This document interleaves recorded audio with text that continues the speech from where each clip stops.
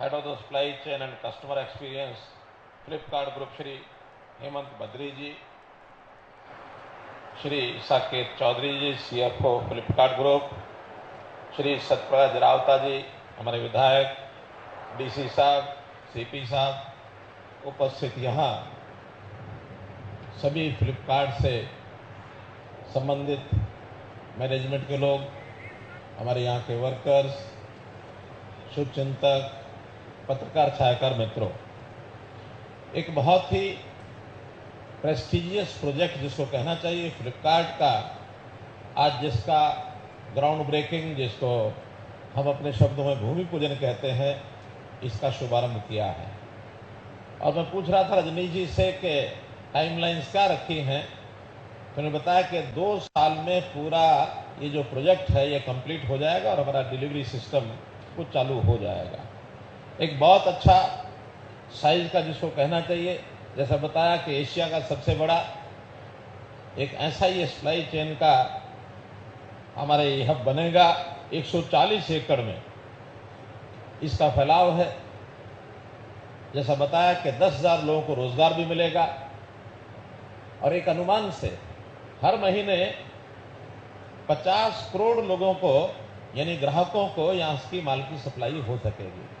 देश की 40% आबादी, एक बहुत बड़ा एक सिस्टम देश में खड़ा होने जा रहा है। लगभग 1400 करोड़ रुपए की इसकी लागत है। तो इस नाते से इस ग्रुप की जो विशेषता है वो अपने आप में बखूबी वर्णन लायक है। मेरा एक इसमें दूसरा दृष्टिकोण है कि आखिर ये कहीं भी अपना इस प्रकार का वितरण केंद्र ये बना सकते थे, देश में बहुत जगह है, लेकिन इन्होंने हरियाणा में ही बनाया है। ये ठीक है, उसमें कुछ प्रयत्न हमारा रहा होगा, लेकिन उस प्रयत्न को मैं तो इसलिए थोड़ा कम देता हूं, आखिर जिसने काम करना उसके मन की मर्जी है कि नहीं है, क्योंकि एक व्यावसायिक एक कार्यक्रम है, कोई चैरिटेबल नहीं है, कोई ऐसा नहीं है कि कहीं भी जाके खोल लेंगे। तो जब इतना बड़ा ग्रुप यहाँ अपना संस्थान खोल रहा है, इसका मतलब इनका विश्वास बड़ा है। हरियाणा में इस प्रकार से विश्वास करने वाले लोग, इनकी संख्या निरंतर बढ़ रही है। ये जो दुनिया भर के प्रचार लोग कर देते हैं कि हरियाणा में तो इंडस्ट्री गई है, हरियाणा तो कोई बेरोजगारी हो गई, हरियाणा से यहाँ चले गए, वहाँ चले गए। Haryana is the most preferred destination among all the states of the country. उसके अपने कई कारण हैं। ये ठीक है कि नेशनल कैपिटल की विसिनिटी में है, एयरपोर्ट की हमको एक अच्छी सुविधा इंटरनेशनल एयरपोर्ट की मिली हुई है, लेकिन इतना मात्र नहीं।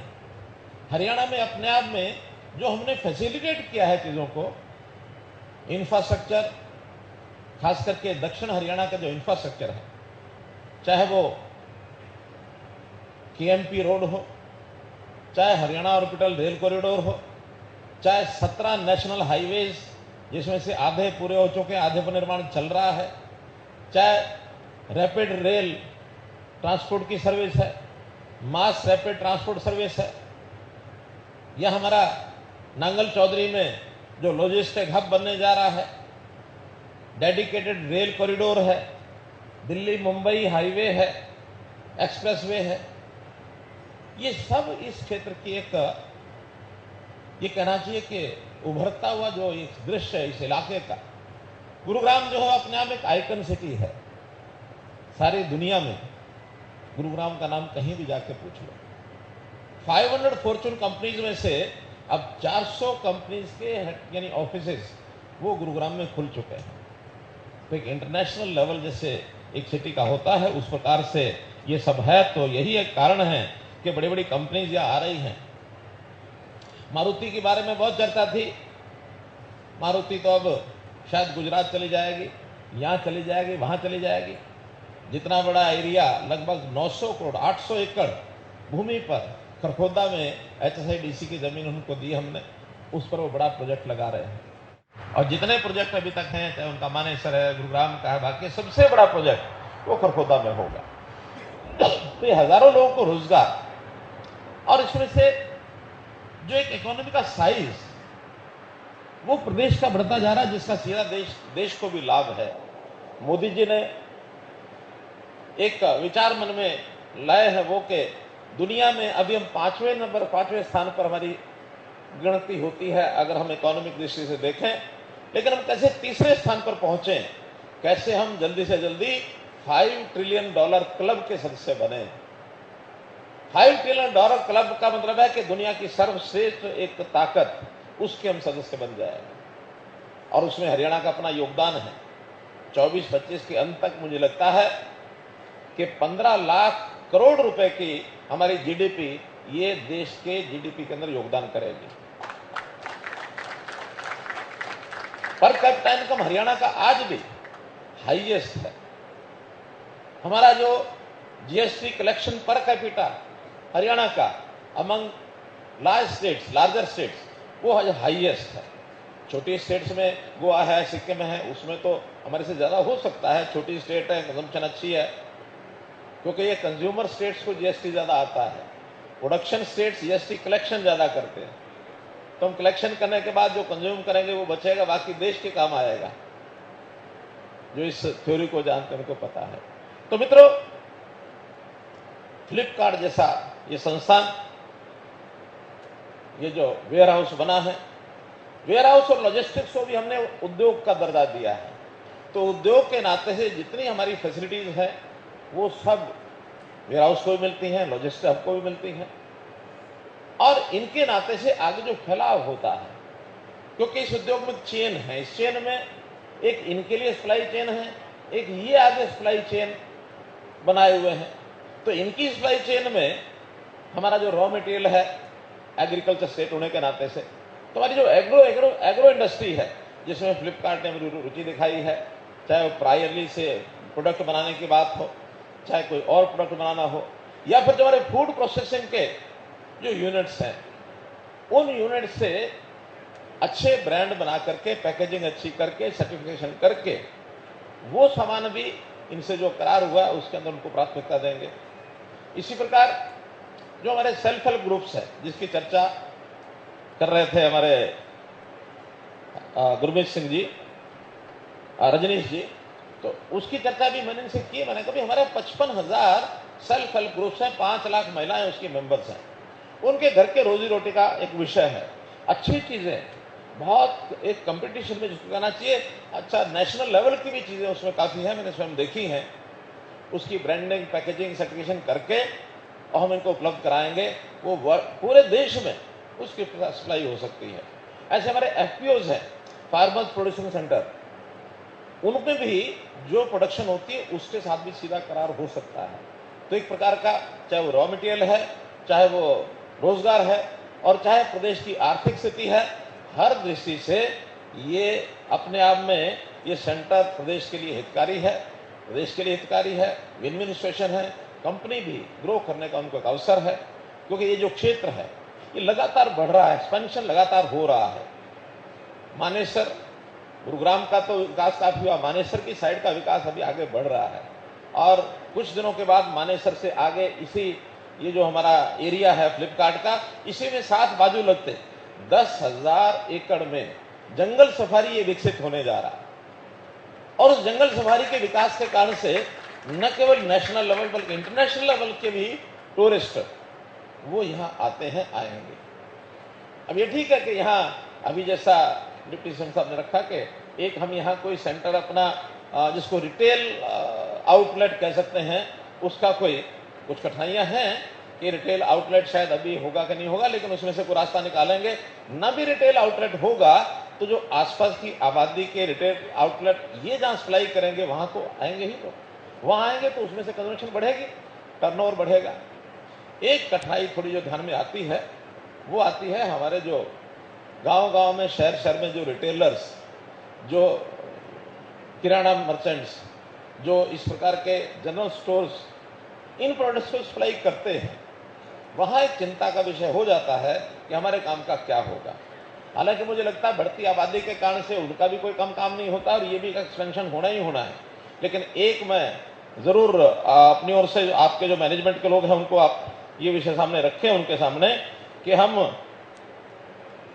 ऐसे जो दुकान वाले हैं, जो ऑलरेडी दुकानदार हैं, उनके बच्चे अगर आपकी चेन में जुड़ना चाहते हैं तो उनको प्रायोरिटी दीजिए। मानो कहीं अगर थोड़ा अंतर पड़ता भी है तो उनके परिवार का एक सदस्य यदि आपके साथ जुड़ करके इसमें बिजनेस का अपना स्कोप ढूंढता है या एम्प्लॉयमेंट का स्कोप ढूंढता है, उसको भी उसका एक उतना ही शेयर मिलने की संभावना बन जाएगी। क्योंकि कोई भी चीज जो पहले से चल रही है उसमें आगे कैसे बढ़ना है ये तो हमारी चिंता है, लेकिन उसमें से अगर कहीं किसी भी सेक्टर में थोड़ा पीछे हटने की बात आती है तो यह असंतोष पैदा करता है समाज में। तो इसका जरूर ध्यान रखेंगे। इस नाते से जितने ये सारे कार्यक्रम आपने चलाए हैं, इसके अंदर हमारी सरकार की ओर से जो सुविधाएं आपको पहले दी हैं वो तो है ही है। आगे किसी प्रकार का कोई भी सरकार की ओर से आपको कोई सहयोग चाहिए उसको देने के लिए हम तैयार हैं। जैसा एक विषय आपको जानकारी है कि नहीं है, इस प्रकार के वेयर हाउसिंग में प्लॉट का एरिया तो अपने आप में एक होता ही है उसका कंसर्न। 140-45 एकड़ जो ली है इन्होंने जमीन को पैसे दे करके खरीदा, उसमें कोई दिक्कत नहीं है। लेकिन इनका कंसर्न था कि स्टोरेज के लिए हमको हाइट ऊंची चाहिए, तो हमने 15 मीटर की जो सामान्य हाइट अलाउड होती है उसको बढ़ा के शायद 21 मीटर कर दिया। यानी बिना पैसे के खर्च के 40% स्पेस ये उसी में मिल गया। तो अपने आप में एक बहुत बड़ी एक सुविधा हमने दी है। और इसमें जो पैसेज है, मार्ग है, जिसकी यानी दूरियां जो आपस में दो स्टोर्स के बीच में या रोड के बीच में, उसको भी इनकी आवश्यकता के हिसाब से हमने उनको बढ़ाया है। सोनीपत का जो यहीं से वर्चुअल तरीके से जो वहां भी एक सेंटर है, शायद उसका रिटेल सेंटर आपने बनाया हो, सोनीपत का रिटेल पूर्ति सेंटर है, तो रिटेल पूर्ति सेंटर वहां भी बड़ा एक स्वरूप उसका है। उसको भी 2000 लोगों की रोजगार वहां अलग से मिलेगा, तो इसका भी लाभ आपको होने वाला है। मैं तो यही कहूंगा कि इस नेटवर्क से जो हरियाणा का लाभ हो रहा है और उसी में हरियाणा के साथ साथ देश भर के लोगों को ये जो सपोर्ट सिस्टम मिलेगा, इस सपोर्ट सिस्टम में बढ़ोतरी होगी। हमने इनको जो सुविधाएं मैं देख रहा था, स्टाम्प ड्यूटी में जो इन्होंने पे की है 100% रिफंड ये हमने इनको किया है। ऐसे ही इलेक्ट्रिसिटी ड्यूटी जो साल भर में आती है, 7 साल तक 100% इलेक्ट्रिसिटी ड्यूटी वो रिफंड की जाएगी। ईडीसी की जो ईडीसी का खर्च होना है उसकी भी 50% की प्रतिपूर्ति वो की जाएगी। हम चूंकि ये एक नोशनल एक लॉस तो हम कह सकते हैं, एक्चुअल लॉस हमारा भी नहीं है, इन्होंने हमें दिया, हमने इनको वापस कर दिया। लेकिन उसके बाद जो अलग से लाभ होंगे वो स्टेट को जरूर होंगे। तो इस नाते से इस वेयर हाउसिंग के नाते जो भी हमने किया है, मैं तो अब इतना ही एक अपील करूंगा कि किसी भी बिजनेस में, किसी भी इस प्रकार के औद्योगिक सेंटर में इसको सफल करने के लिए कुछ मूल बातें, मूल मंत्र होते हैं। सबसे पहला होता है ट्रस्ट। जैसा ट्रस्ट आपने हरियाणा सरकार पर किया है, ऐसे आप अपने सिस्टम को ऐसा खड़ा करें कि कस्टमर आपके ऊपर ट्रस्ट करे। ट्रस्ट करेगा तो ये संस्थान फलेगा फूलेगा। जिस दिन ट्रस्ट करना बंद कर गया, आपकी क्वालिटी में ट्रस्ट कम हो गया या अन्य किसी बात में ट्रस्ट कम हो गया, तो फिर कठिनाई पैदा होती है संस्थान के लिए। दूसरा, अगर मैं इसको 3T करके बोलूं तो भी दूसरा टी है ट्रांसपेरेंसी। ट्रांसपेरेंसी क्योंकि सब विश्वास पर है। आपका जो भी डिलीवरी मैन एक डिब्बा दे के आएगा, वो बंद डिब्बा होगा और बाद में वो उसका बिल दे के आएगा और उस व्यक्ति ने आपके ऊपर ट्रांसपेरेंसी से, आपने ये लिखा है यही ठीक है, चाहे उसके रेट्स हो, चाहे उसकी क्वांटिटी हो, चाहे उसकी क्वालिटी हो, इसमें एकदम ट्रांसपेरेंट रहना चाहिए। तो ट्रांसपेरेंसी इज अनदर टी जिसका आपको ध्यान रखना है। And third and final one is timeliness. ये टाइमलीनेस के नाते से अगर आपने टाइम पर चीजें कर दी, क्योंकि कई बार हम देखते हैं किराना की दुकान पर आदमी जाता है, अपना स्कूटर मोटरसाइकिल गाड़ी लेता है, वो जाके एक सामान लाएगा तो उसको आधा घंटा लगेगा। अगर आपका सामान आधे घंटे से पहले पहुंचता है तब तो उसका प्राथमिकता का विषय है। अगर आपका समय उस आधे घंटे के बजाय 1 घंटा लग गया तो फिर अच्छा है, आधा घंटा अपने आप उठा करके दूध की बोतल जाकर ले आएगा। तो time is the most precious factor in this dealing. तो इन 3 चीजों का आप ध्यान रखेंगे और मैं विश्वास दिलाता हूं न केवल आपको बल्कि देश और दुनिया के निवेशकों को कि हरियाणा इज अगेन जिसको कहना चाहिए सब निवेशकों के लिए एक कारपेट बिछा करके, रेड कारपेट बिछा करके हम बैठे हैं, आपकी इंतजार कर रहे हैं। जितना ज्यादा निवेश यहाँ होगा उतना प्रदेश और देश दोनों का लाभ होगा। इन्हीं शब्दों के साथ आपको बहुत बहुत बधाई, बहुत बहुत आपका धन्यवाद, शुभकामनाएं। तो मुख्यमंत्री मनोहर लाल को आप सुन रहे थे। फ्लिपकार्ट वेयरहाउस का जो शुभारंभ हुआ है उसमें मुख्यमंत्री अपनी बात रखते हुए गुरुग्राम दौरे पर आज सीएम मनोहर लाल हैं। वेयरहाउस के भूमि पूजन कार्यक्रम में वो शामिल हुए और उन्होंने बताया कि आगे आने वाले समय में इससे किस तरह से रोजगार के अवसर भी पैदा होंगे। और उप मुख्यमंत्री दुष्यंत चौटाला भी उनके साथ मौजूद रहे। प्रदेश में रोजगार के साधन बढ़ रहे हैं। मुख्यमंत्री मनोहर लाल ने कहा खरखौदा में भी एक बड़ा प्रोजेक्ट लगा रहे हैं, सीएम ये कहते नजर आए। इसके साथ ही हरियाणा में प्रति व्यक्ति आय बहुत अच्छी है। मुख्यमंत्री मनोहर लाल ने कहा 10,000 एकड़ में जंगल सफारी विकसित होने जा रहा है, जिसकी जानकारी सीएम मनोहर लाल ने दी। जहां विश्वास नहीं वहां कुछ नहीं हो सकता, सीएम ने कहा। गुरुग्राम दौरे पर मुख्यमंत्री मनोहर लाल और इस दौरान तमाम बातें वो कहते नजर आए। उप मुख्यमंत्री दुष्यंत चौटाला के साथ इस कार्यक्रम में सीएम पहुंचे। प्रदेश में रोजगार के साधन बढ़ रहे हैं, सीएम ने कहा।